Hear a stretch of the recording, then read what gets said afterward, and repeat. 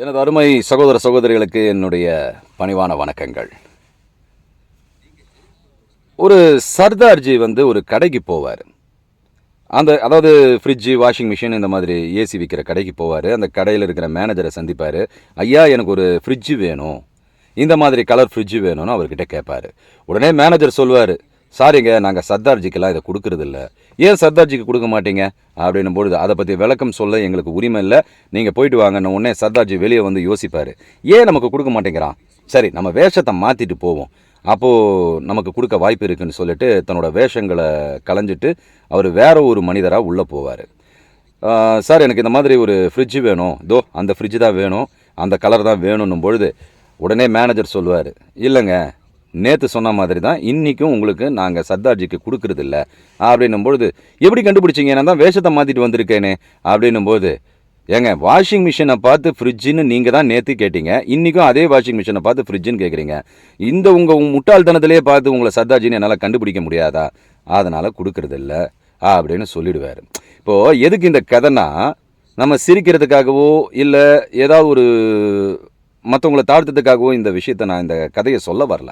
இந்த கதையில் ஒரு உண்மையான ஒரு விஷயம் அடங்கியிருக்கு. அது என்னன்றதை இந்த வீடியோவில் பார்ப்போம். புதுசாக பார்க்குறவங்க இந்த சேனலை சப்ஸ்கிரைப் பண்ணிக்கோங்க. பிடிச்சவங்க, கருத்தில் ஏற்பவர்களாக இருந்தீங்கன்னா லைக் பண்ண மறந்துடாதீங்க.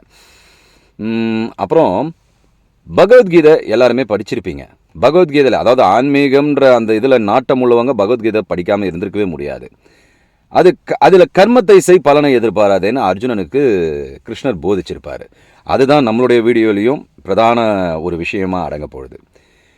நாம் வாழ்க்கையில் ஒரு விஷயத்தை செய்கிறதுக்காக ஒரு முடிவை எடுத்துடுறோம். நாமளாக எடுத்துடுறோம் முடிவை. அந்த முடிவு நடக்குமா நடக்காதா அதை பற்றியெல்லாம் நம்ம கருத்தில் கொள்றதில்ல. ஒரு முடிவை எடுத்துடுறோம். சரி, முடிவை எடுத்துட்டோம். அந்த முடிவை எடுத்த அந்த செயலை செய்ய தொடங்கும் பொழுது நமக்குள்ள பல டவுட்டுகள் வருது. நாம் இது மாதிரி இதில் ஜெயிப்போம்னு முடிவு எடுத்திருக்கோம், கண்டிப்பாக ஜெயிப்போமா? இல்லை அடுத்தவங்களோட பார்வையில் நம்ம கேலிக்குரிய பொருளாக ஆயிடுவோமா? எப்படி நடத்த போகிறேன், எனக்கு பயமாக இருக்குது அப்படின்னு சில சமயங்களில் குழப்பிப்பீங்க. அர்ஜுனன் குழம்புனா மாதிரி. அந்த சமயத்தில் குழம்பும் போது என்ன ஆகும்னா, நீங்கள் அந்த குழப்பத்தோடையே அந்த செயலை செய்யும்பொழுது அது தோல்வியில் முடிஞ்சிடும். நீங்கள் ஒரு முடிவு எடுத்திருப்பீங்க, இதை ஜெயிப்போம், இது வந்ததுன்னா இந்த மாதிரி வாழலாம், நம்ம இப்படி இருக்கலாம் அப்படி இருக்கலாம்னு முடிவு எடுத்திருப்பீங்க. ஆனால் உங்களுடைய தோல்வியினால் அது எல்லாமே பாதிப்புக்குள்ளாயிடும். உங்களுடைய மனநிலையும் குழப்பத்துக்குள்ளாயிடும். நாம் எதுக்குமே அன்ஃபிட்டுன்ற ஒரு குற்ற உணர்ச்சி நம்மளை சூழ்ந்துக்கும். இதெல்லாம் தடுக்கிறதுக்காக தான் கர்மத்தை செய், பலனை எதிர்பாராதேன்னு கண்ணன் அர்ஜுனனை பார்த்து சொல்லியிருப்பாரு. ஏன்னா அர்ஜுனன் போர்க்களத்தில் குழம்பிட்டான். டேய், நீ உன் வேலையை செய்டா, நீ ஏன்டா முடிவு பண்ணுற? அவனுக்கு என்னால் தான் சாவு, நான் தான் அவனை சாவடிக்கிறேன், எதுக்கு நினைக்கிற? நீ அதர்மத்தை எதிர்ப்பதற்காக தர்மத்தின் பக்கம் நின்று போர் புரிகிற. அப்படி இருக்கும்பொழுது உனக்கு ஏன் நீயா ஒரு முடிவு எடுத்துக்கிற? எதையுமே முடிவெடுக்காத. உன் செயலை செவ்வனை செய், பலனை எதிர்பாராமல் செய், தன்னால் நல்ல பலன் வரும். இப்போ இந்த இடத்த நம்ம நல்லா கவனிக்கணும்.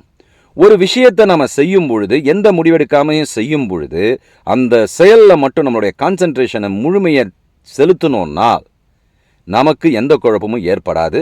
அந்த செயலையும் நம்ம முழுமையாக முடிப்போம். இன்னும் புரிகிற மாதிரி சொல்லணும்னா, நாம் இதை செய்யும்பொழுது வெற்றி அடைவோமா, தோல்வி அடைவோமா, இல்லை எல்லாருக்கு பார்வையிலையும் கேலி பொருளாக ஆகுமா, இந்த மாதிரியான விஷயங்கள் எல்லாமே நெகட்டிவ். ஆகுமா நீங்களே கேள்விக்குறி கேட்டுக்கிறீங்க. இந்த கேள்விக்குறி கேட்டுக்கும் பொழுது உங்களுக்குள்ள நீங்களே நெகட்டிவை செலுத்திக்கிறீங்க. முடியுமா, தோல்வி அடைஞ்சிருவோமா, இந்த தோல்வி, இந்த மாதிரியான விஷயங்கள், வெற்றி அடைவோமா, இந்த மாதிரியான விஷயங்கள் நமக்கு நெகட்டிவிட்டியை ஃபார்ம் பண்ணிடும். அப்போ அந்த நெகட்டிவிட்டி ஃபார்ம் பண்ணும் பொழுது என்ன நடக்கும்னா, உங்களுடைய பாசிட்டிவிட்டி அங்கேருந்து போயிடும். நீங்கள் என்னதான் ஒரு திறமையானவராக இருந்தாலும் அந்த காரியங்கள் வெற்றி பெறத்துக்கு 100% வாய்ப்பு இல்லாமல் போயிடுது. காரணம் என்னன்னா, இந்த நம்மளுடைய மன பயம்தான். அதனால் இந்த குழப்பங்களை நிவர்த்தி பண்ணணுன்றதுக்காக நீங்கள் பாசிட்டிவாகவும் நினைக்க வேண்டாம், நெகட்டிவாகவும் நினைக்க வேண்டாம். முழு முயற்சியோடு அந்த செயலை செஞ்சீங்கன்னா வெற்றி பெற முடியும்னு கீதை நமக்கு வழிகாட்டுது. அதனால தான் கர்மத்தை செய், பலனை எதிர்பாராது. நம்ம பலனில் கான்சன்ட்ரேஷன் பண்ணும்போது பாசிட்டிவிட்டியை அழுதிட்டு நெகட்டிவிட்டி தான் மேலோங்கி நிற்கும். ஸோ அங்கே பாசிட்டிவான விஷயங்கள் நடக்கிறதில்ல. ஆனால் இது ரெண்டுத்தையுமே நினைக்காம நீங்கள் அந்த செயலை முழுமையாக செஞ்சீங்கன்னா உங்கள் செயல் மட்டுமே இருக்கும். அங்கே ஆட்டோமேட்டிக்காக நெகட்டிவிட்டி போயிடும். அங்கே என்ன நெகட்டிவிட்டி இருக்கிறது இல்லை உங்ககிட்ட. பாசிட்டிவ் உங்களை ஆளுமை செய்ய ஆரம்பிக்கும். பாசிட்டிவாக இருக்கும்பொழுது நீங்கள் என்றைக்குமே பாசிட்டிவான ஒரு நபராக இருப்பீங்க, எனர்ஜெட்டிக்காக இருப்பீங்க.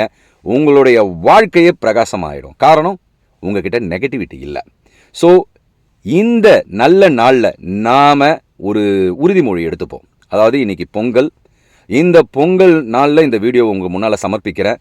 இந்த பொங்கல் நாள்லேருந்து நாம் ஒரு முடிவு எடுக்கணும். தை பிறந்தால் வழி பிறக்கும். அதுபோல் நம்ம மனசுலையும் இனி எந்த ஒரு சமயத்திலையும் நான் குழப்பமான மனநிலையில் இருக்க மாட்டேன். இந்த குழப்பமான மனநிலையை கொடுக்கக்கூடிய நெகட்டிவிட்டியான எனக்கு எதிரான விஷயங்களை நான் சிந்திக்க மாட்டேன் அப்படின்னு ஒரு உறுதிமொழி எடுத்துக்கிட்டு உங்கள் வாழ்க்கையில் எந்த முடிவையும் எடுக்காமல் நீங்கள் வீறு நடை போடுங்க.